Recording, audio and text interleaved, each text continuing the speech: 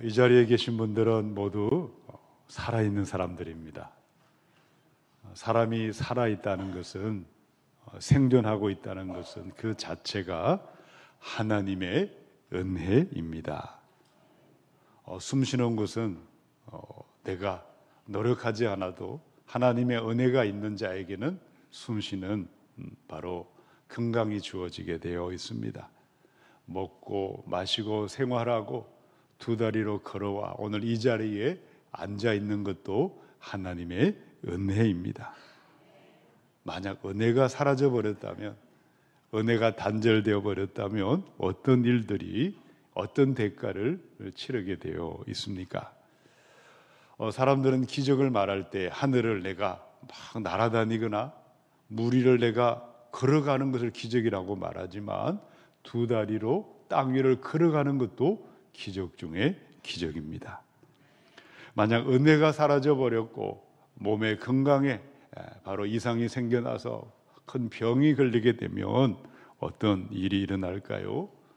우리 육신의 몸을 치료하기 위한 치료 비용이 들어가게 되어 있지 않겠습니까? 만약 내 몸의 기능들이 다 망가져서 신체가 제대로 작동하지 못한다면 정상 상태로 회복하기 위해서 들어가는 치료 비용은 총 얼마 정도가 된다고 여러분은 생각하십니까? 자료를 보니까 우리가 건강하게 살려면, 건강하지 못하면 병원에 가서 들어가는 비용은 총 51억 원입니다. 여러분 믿어지세요? 단적인 예를 들어보겠습니다. 숨 쉬는 것도 우리는 하루 24시간을 숨 쉴 때 산소를 들이마시고 이산화탄소를 내뱉을 때 우리가 공기를 마신다고 세금 내는 사람이 있습니까? 없습니다. 요즘 물은 생수로 사고 마시지만 공기는 아직까지는 공짜입니다. 그런데 스스로 자기 호흡을 하지 못하는 사람도 있습니다. 병원의 중환자실에 가면은 스스로 호흡하지 못해서 호흡기를 붙여두고 있습니다. 그 호흡기를 돌리는데 비용이 하루에 얼마나 들까요?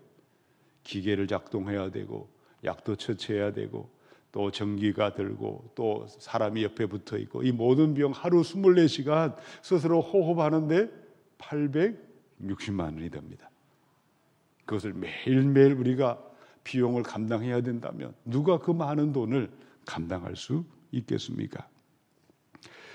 우리가 은혜가 사라질 때, 우리가 건강을 잃어버릴 때 그 많은 비용은 감당하기가 힘든 것입니다. 우리가 2020년에 코로나19가 전 세계를 강타했습니다. 코로나 시대에 대한민국이 지불한 비용은 어느 정도였을까요? 2년 반 동안 대한민국 정부에서 공식적으로 발표한 지출한 비용은 총 7조 6천억 원입니다. 그럼 7조 6천억 원 상상이나 되십니까? 천문학적인 어마어마한 재정을 그 대가를 치러야만 했었습니다. 아직도 여전히 전 세계는 코로나가 다 사라지지는 않았습니다. 지난 몇 년 동안 우리는 전염병에서 비교적 자유롭게 마스크를 쓰지 않고 예비하고 있는 이것이 주님의 은혜요. 또 지금의 일상을 유지하고 이렇게 앉아 평안하게 예비하는 것이 주님의 은혜임을 믿으시기 바랍니다. 오늘은 시편의 91편을 읽으셨습니다. 무엇을 선포하고 무엇을 외치고 있습니까? 우리의 모든 삶은 주님의 은혜다라고 말합니다. 우리가 주님의 은혜를 받아야만, 주님의 은혜가 내게 임할 때만 새 사냥꾼의 올무에서 극심한 전염병에서 우리가 살아나게 하시고, 은혜가 임할 때 내 삶의 질병과 역경과 환난과 모든 위협이 있다 할지라도 다 넉넉히 감당하고 생명과 평안을 누리고 주님의 돌보신 가운데 살게 된다고 말씀하고 있습니다. 이 시간 예배하는 저와 여러분 가운데 문제가 없는 사람은 아마 한 사람도 없을 줄 압니다. 자녀의 문제, 건강의 문제, 재정의 문제, 진로의 문제, 여러 문제로 말미암아 마음이 힘들거나 우리가 생명과 평강을 누리지 못하고 고달한 삶을 살아가는 많은 사람들을 만나게 되어 있습니다. 그러나 다시 우리의 삶에 주님의 은혜가 회복이 될 때에, 주님의 은혜가 우리 가운데 넘쳐날 때에 모든 문제, 역경을 넉넉히 감당하고 생명과 평안을 누리고 하나님을 높여드리게 될 줄로 믿습니다. 오늘 우리가 함께 나눌 말씀의 핵심 주제입니다. 우리 함께 자막을 읽어보겠습니다. 주님의 은혜로 말미암아 모든 문제들과 장애물을 넉넉히 감당하고 승리하겠습니다. 아멘.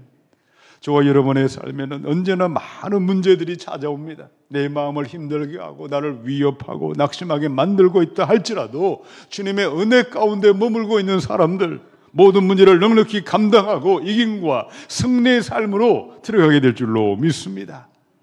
어떻게 이 놀라운 은혜의 복을 우리가 누리고 온 땅에 흘려보낼 수 있겠습니까? 첫 번째 말씀 1절로 2절을 한 번 더 읽겠습니다. 지존자의 은밀한 곳에 거주하며 전능자의 그늘 아래에 사는 자여, 나는 여호와를 향하여 말하기를 그는 나의 피난처요 나의 요새요 내가 의뢰하는 하나님이라 하리니. 아멘. 오늘 시편 91편을 읽으셨는데 91편 앞에는 몇 편이 있죠? 90편이 있겠죠. 자, 90편을 한번 보시기 바랍니다. 누구의 시로 되어 있죠? 모세의 시라고 되어 있습니다. 주여정 모세가 이 시편을 90편을 노래했는데, 자, 91편은 누가 지었을까요? 91편에는 저자가 나와 있지 않습니다. 그래서 어떤 사람들은 많은 시편은 다윗이 지었으니 다윗의 시편이겠지, 또 바벨론의 포로로 끌려가서 돌아온 사람들의 시편이겠지라는 해석도 있지만, 전통적으로 탈무드를 비롯한 많은 유대인들은 시편 90편에 이어서 91편, 92편 계속되는 여러 시편들을 모세의 시편으로 그들은 이야기하고 있습니다.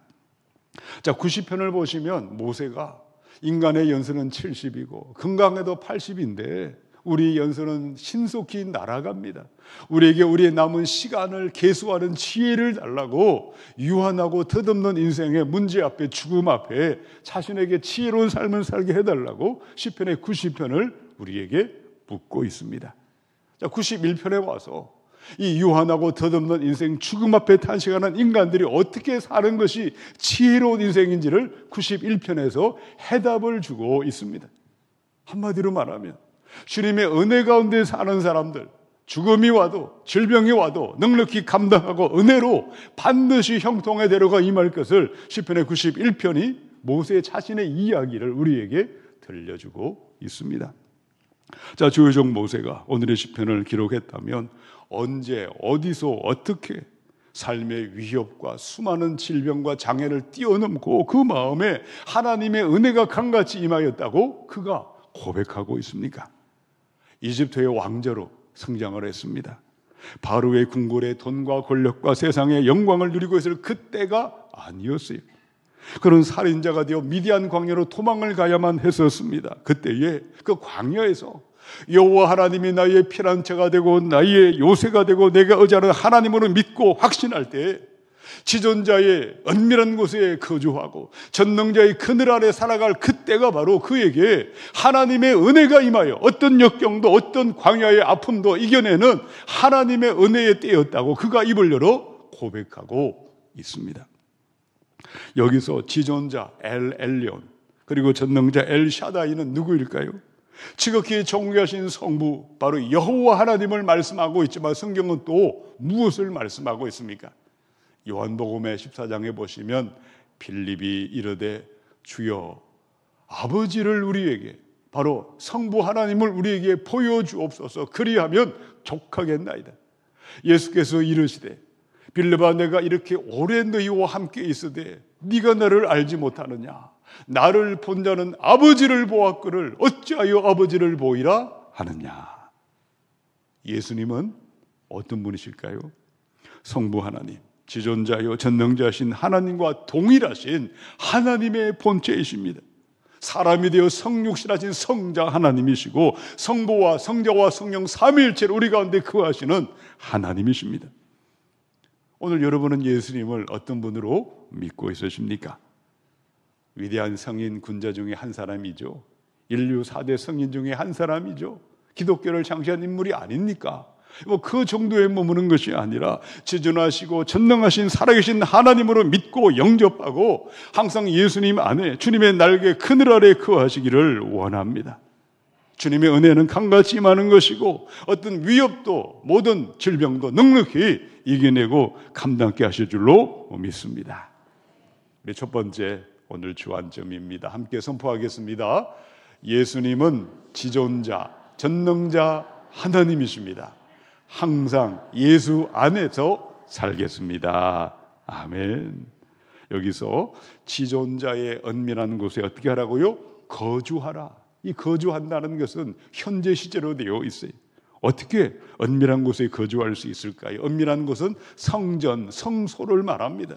예배자로 하나님의 임재 가운데 머무는 것이고 또 전능자의 그늘 아래에 살아가라. 그늘 아래 돌보심 아래 산다는 것은 내 원할 때만 필요할 때만 찾는 것이 아니라 항상 변함없이 한결같이 하나님의 임재 가운데 예배자로 살아가는 것입니다. 시제는 현재 시제이죠. 거주하다, 살다. 옛날에 그때의 청년 때에 그 옛날의 추억으로 믿음이 끝나는 것도 아니고 나중에 형편이 좋아지면 언젠가 믿겠다는 것도 아니라 지금 매일매일 하루하루 날마다 예수님을 전능자요 지존하신 하나님으로 믿고 예수님 안에 살아가는 것을 말씀하는 것입니다. 어떤 위협이 와도 어떤 질병과 어떤 환난이 찾아와도 주님의 은혜가 함께하여 이기게 하시고 승리케 하실 줄로 믿습니다. 요즘에는 교회 학교가 점점 줄어들고 있습니다. 제가 어릴 때는 주일학교라고 이야기를 했습니다. 한 번은 제가 목회자가 되기 전이었는데 길을 가다가 우연히 주일학교 때 친구를 만난 적이 있습니다. 그때는 이미 장성한 청년이었는데 그 친구가 저에게 대뜸 묻는 말이 너 아직도 교회 다니니? 너 아직도 예수 믿고 있니? 아주 저를 아주 좀 떨어지는 사람으로 바라보면서 그렇게 묻고 있었습니다. 자기는 이미 교회를 졸업했다. 나 예수 졸업했다라고 나도 빨리 그렇게 동참할 것을 그렇게 이야기한 적이 있었습니다. 여러분 친구 중에도 아마 그런 친구들은 만나게 되어 있을 것입니다. 우리 어린 아이들이 어릴 때는 철 모르고 부모는 손잡고 교회 갑니다.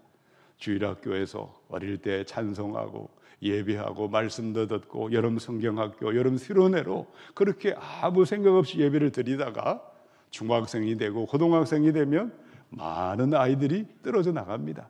세상 친구가 더 좋거든요. 또 나중에 청년이 되면 더 많이 떨어져 나가고 나중에 성인이 되어 보면 추풍낙엽처럼 많은 사람들이 처음에는 그렇게 교회를 다니다가 다 세상으로 가버리고 있습니다. 바로 오늘 우리 성도님들의 자녀들의 이야기라고 할 수가 있지 않겠습니까? 여러분 이유가 도대체 무엇 때문일까요? 한때는 예수님을 지존자요 전능자 하나님으로 알고 믿고 예배하는 줄 알았는데 머리가 커지고 신체가 점점 자라나는 동안에 그의 믿음은 실체가 없는 믿음이었어요. 개인적으로 하나님을 만난 적이 없는 부모의 믿음이었고 누군가의 믿음이었지 나의 믿음이 아직 아니었다는 사실입니다. 이론적이고 관념적이고 교리적이고 하나의 희망사항 정도로만 믿음을 생각하고 있었다는 사실입니다. 근데 믿음은 도대체 무엇일까요? 믿음은 우리의 삶의 현존이요 내 삶의 현실입니다. 직장에서, 가정에서, 일터에서, 학교에서 내가 만나는 모든 삶 가운데 진정으로 믿음의 사람들이라면 가장 존귀하신 하나님이신 예수님, 전능자신 예수님을 우리가 사랑하고 주님의 믿음 안에 날개 그늘 아래 주님 아래 살아가는 사람들이야말로 하나님의 은혜가 함께하는 사람이요 어떤 환난과 질병과 역경이 와도 넉넉히 감당하고 위대한 승리의 삶으로 인도해 주심을 믿으시기 바랍니다. 그들의 고백입니다. 그 사람들의 고백은 예수님은 나의 피난처십니다. 예수님은 나의 요새십니다. 내가 의지하는 하나님이라는 고백은 진정 그의 진정한 입술의 고백이지만 하나님을 만나지 못했다면 어떻게 이야기할까요? 예수가 나의 피난처가 아니라 나의 세상의 기쁨과 즐거움과 세상의 쾌락과 오락이 내가 피하는 피난처가 되어 있지 않겠습니까? 예수님이 나의 생명을 지켜주시는 요새가 아니라 세상의 돈과 물질과 재물과 세상 영광이 나를 지키는 요새라고 생각하지 않겠습니까? 그들이 의지하는 것은 지존하신 전능하신 예수님이 아니라 사람을 의지하고 세상을 의지하며 살아가고 있지 않겠습니까? 오늘 예비하는 나의 믿음의 모습은 어떠하십니까? 나는 진정 거듭난 사람이고, 나는 진정 오늘 밤 이 땅을 떠날지라도 천국의 확신을 가지고 전능하시고 치절하신 하나님이신 예수님과 동행하는 믿음의 길을 걸어가고 있는지, 아니면 아직도 구원받지 못한, 구원의 확신이 없는 그런 사람은 아닌지 우리를 돌아보아야 하겠습니다. 계시록의 3장에 볼지어다 내가 문 밖에 서서 두드리노니 누구든지 내 음성을 듣고 문을 열면 내가 그에게로 들어가 그와 더불어 먹고 그는 나와 더불어 먹으리라. 예수님이 내 안에 오셔서 나와 함께 거주하시고 살아가기 위해서 내 마음의 문을 열어주셔야 합니다. 마음의 문을 열어주셔야 주님의 주인으로 들어오셔서 주님의 은밀한 곳에 우리가 거하는 것이고, 주의 날개 아래 우리는 살아가는 복을, 은혜를 누리게 되어 있지 않겠습니까? 계시록의 3장에 15, 16절에 보시면 라오디게아 교회를 향한 말씀이죠. 내가 네 행위를 아노니 네가 차지도 아니하고 뜨겁지도 아니하도다. 네가 차든지 뜨겁든지 하기를 원하노라. 네가 이같이 미지근하여 뜨겁지도 아니하고 차지도 아니하니 내 입에서 너를 토하여 버리리라. 그들이 냉랭한 믿음, 믿는 것도 안 믿는 것도 아닌 신앙의 회색지대에 벗어나서 정말 주님을 마음의 문을 열고 전능자여 치졸하신 주님의 은밀한 곳에 거하고 주의 날개 그늘 아래 거하는 은혜의 삶을 살 것을 그들에게 당부한 편지이지 않습니까? 오늘 이 시간 여러분의 지존하신, 여러분의 전능하신 분은 누구십니까? 예수 그리스도를 나의 지존자요 전능자 하나님으로 모셔드리시고 마음의 문을 열고 주님이 내 안에, 내가 주님 안에 거하는 삶을 우리가 살아가셔서 은혜로 역경과 질병과 모든 아픔을 넉넉히 감당하고 승리자로 영광 가운데 나아갈 수 있기를 축원합니다. 우리 두 번째 말씀 3절을 읽어보겠습니다. 이는 그가 너를 새 사냥꾼의 올무에서와 심한 전염병에서 건지실 것임이로다. 아멘. 누가 이 말을 했죠? 이 경험을 했던 주의 종 모세가 자신의 경험을 우리에게 남겼습니다. 모세가 이스라엘 백성을 인도하여 홍해를 건너 광야를 지날 때에 광야는 어떤 길이었을까요? 평안하고 아무 문제가 없는 길이 아니었어요. 곳곳에 온갖 위협과 온갖 강도와 온갖 원수들이 우글우글거리고 생명의 공격을 받았던 땅이었습니다. 수르 광야로, 신 광야로, 러비딤 광야로 아말렉 원수를 만나고 시내 광야로, 오대 광야로 지나갈 때에 하나님의 은혜가 없이는, 지존하시고 전능하신 하나님의 도움이 없었다면 도저히 갈 수 없던 땅이 광야였습니다. 어떤 어려움이 있었을까요? 3절에 보니까 새 사냥꾼의 올무의 위험이 있었다. 물이, 양식이 떨어진 것이 위험이 아니었어요. 새 사냥꾼들은 바로 어떤 사람들이었을까? 악한 자들이었어요. 모여 악을 도모하고 꾸미고 원망과 불평과 비방과 위협과 같은 말들을 퍼뜨리는 자들이었어요. 이스라엘이 광야를 지날 때 물이 없어서 양식이 떨어져서 문제가 아니라 이로 인해서 빌미가 되어서 원망과 불평을 일삼던 자들 때문에 심하다 때마다 모세가 얼마나 많은 곤욕을 치러야 했었습니까? 또 3절에 나오는 심한 전염병은 코로나19 같은 극심한 팬데믹을 가리킬 수도 있겠지만 다른 번역에 보면은 중상모략, 고소고발, 거짓하는 말들과 같은 파괴적인 입술의 말들을 가리키고 있습니다. 오늘 하나님은 어떤 분이십니까? 지존하신 하나님의 은밀한 곳에 거주할 때에 물리적으로 거주하는 것이 아니라 사귐과 친밀함을 누리고 살아가는 자들, 전능자 하나님의 그늘 아래에 사는 것은 순간적으로 일시적으로 기분이 내킬 때만 사는 것이 아니라 변함없이 주님을 높이기 위하여 주의 날개 그늘 아래 살아갈 때 행악자들의 비방과 원수들의 공격과 마귀의 모든 시험을 넉넉히 감당케 하시고 은혜로 붙잡아 주시고 생명과 평안의 삶으로 인도해 주셨음을 믿습니다. 이것이 모세의 고백이었어요. 그러나 이스라엘 백성들은 광야를 행진할 때 왜 많은 백성들은 넘어지고 실족하고 실패하고 말았을까요? 오늘 4절로부터 8절을 한번 읽어보겠습니다. 그가 너를 그의 깃으로 덮으시리니 네가 그의 날개 아래에 피하리로다. 그의 진실함은 방패와 손방패가 되시나니 너는 밤에 찾아오는 공포와 낮에 날아드는 화살과 어두울 때 퍼지는 전염병과 밝을 때 닥쳐오는 재앙을 두려워하지 아니하리로다.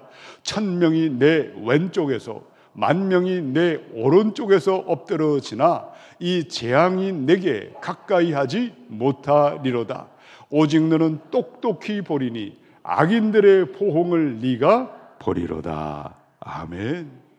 여러분, 어떤 이런 놀라운 고백이 터져나올 수 있었을까요? 광야 길을 걸어갈 때에 하나님이신 예수님을 내 마음의 주인으로 모시고 말씀을 따라 한 걸음 한 걸음 걸어간 사람들에게는 주님의 날개 그늘로 보호해 주셨어요.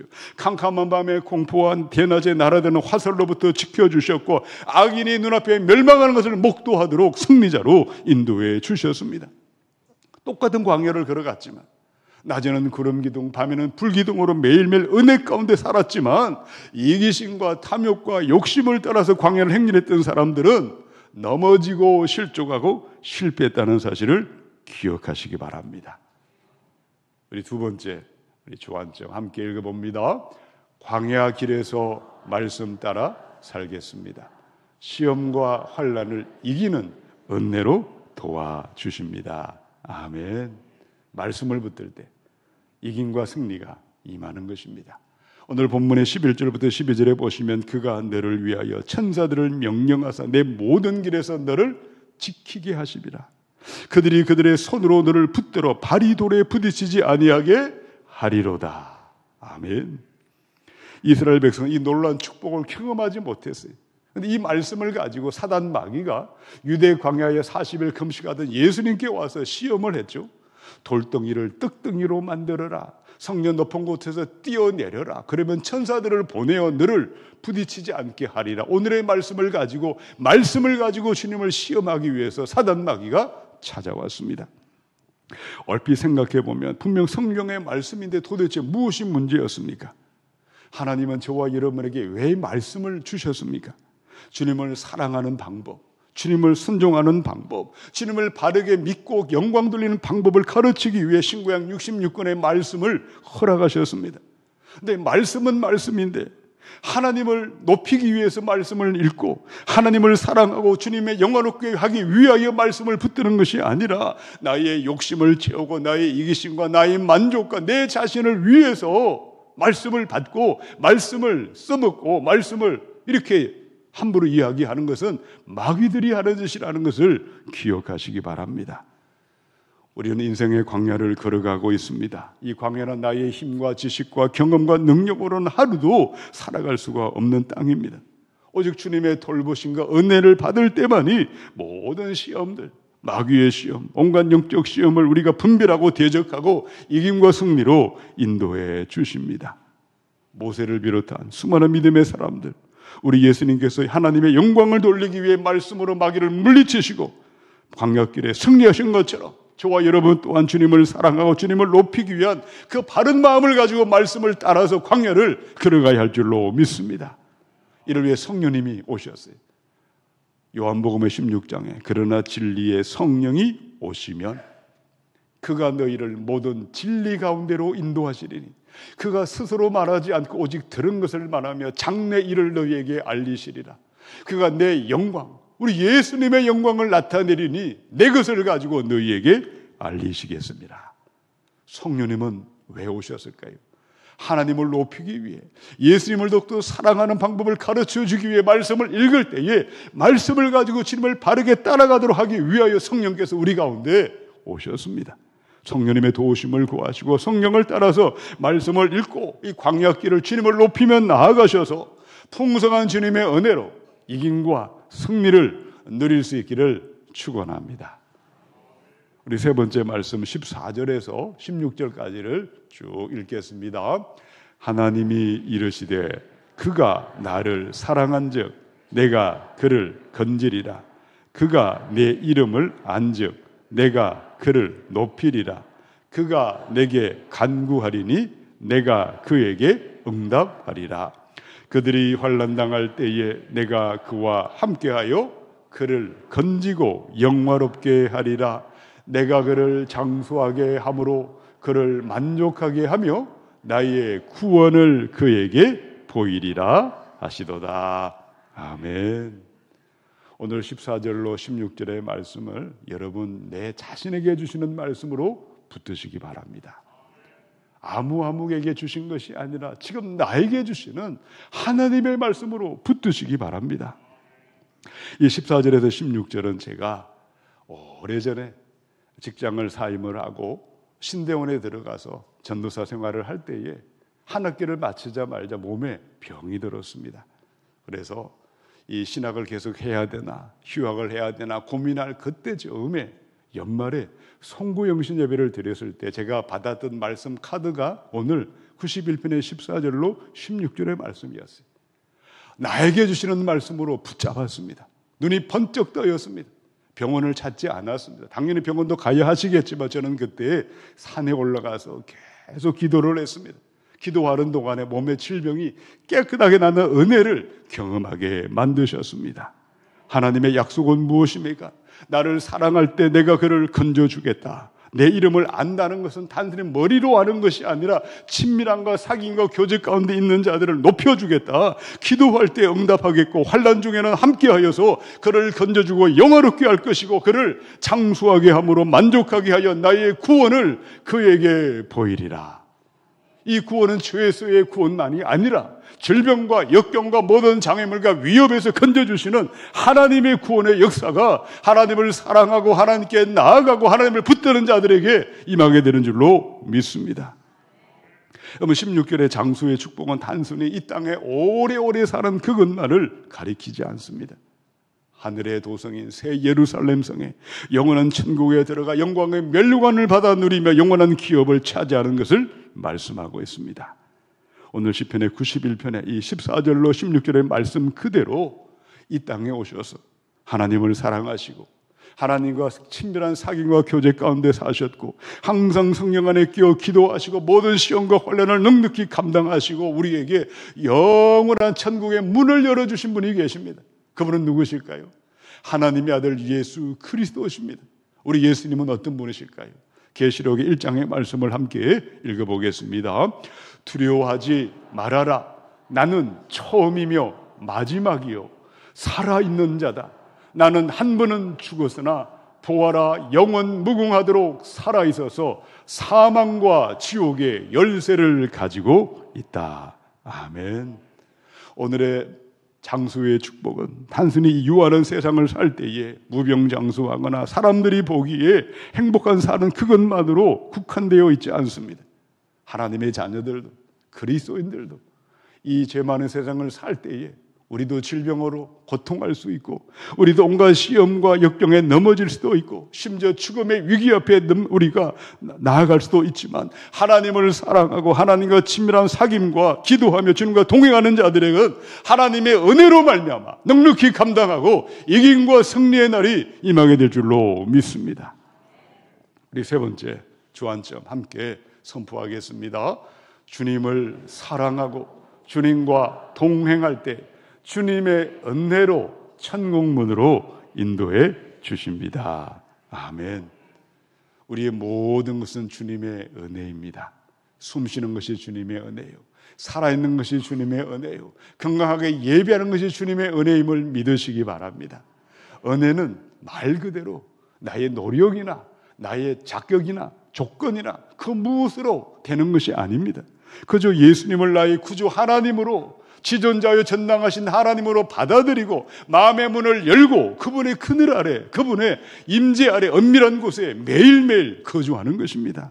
광야길을 걸어갈 때 주님을 높이기 위한 바른 마음을 가지고 말씀을 따라서 한 걸음 한 걸음 나아가는 사람들이고 주님을 사랑하고 동행할 때 주님의 은혜로 말미암아 천국의 문에 영광 가운데 나아가게 될 줄로 믿습니다.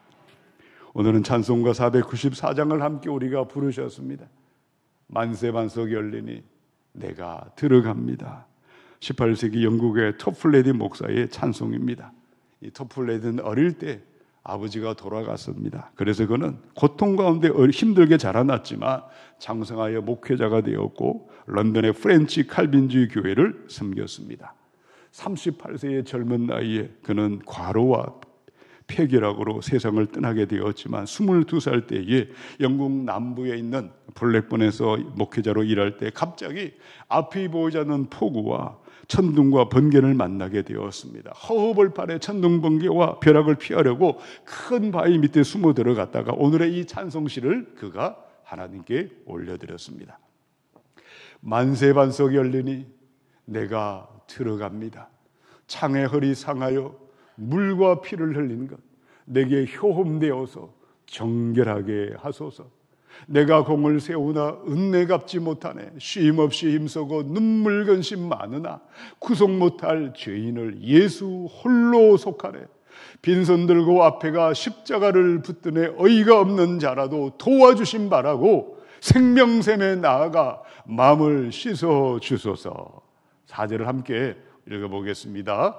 살아생전 숨쉬고 죽어 세상 떠나서 거룩하신 주 앞에 끝날 심판당할 때 만세반석 열리니 내가 들어갑니다. 아멘.